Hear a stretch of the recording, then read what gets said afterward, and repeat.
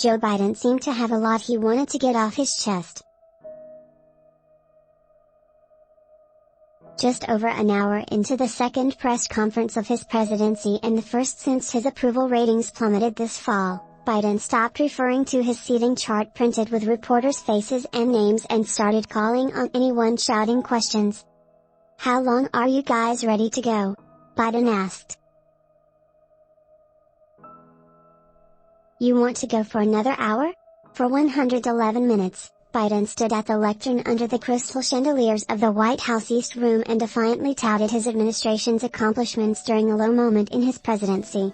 Biden could have reset the tone and charted a new course for his second year, following months of bad news about another spike in COVID-19 infections, skyrocketing prices, the fallout from a chaotic withdrawal from Afghanistan and Democratic Party infighting that has stalled major pieces of legislation. Instead, Biden doubled down. One day before the anniversary of his inauguration, Biden defended the record of his first year in office, pointing out that he pushed COVID-19 relief funding into American bank accounts, rolled out vaccines to 200 million Americans, saw record employment gains and passed a bipartisan, $1 trillion.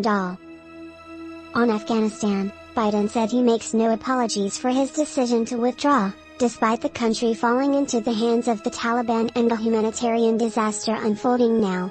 "I didn't overpromise," Biden declared about his first year in office. "And I have probably outperformed what anybody thought would happen."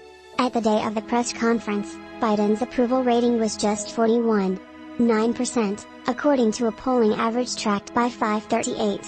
But the president deflected his low poll ratings and other challenges like the supply chain issues as the results of the lingering pandemic. "I know there's a lot of frustration and fatigue in this country," he said. "And we know why, COVID-19. Biden acknowledged a few missteps on taming the virus.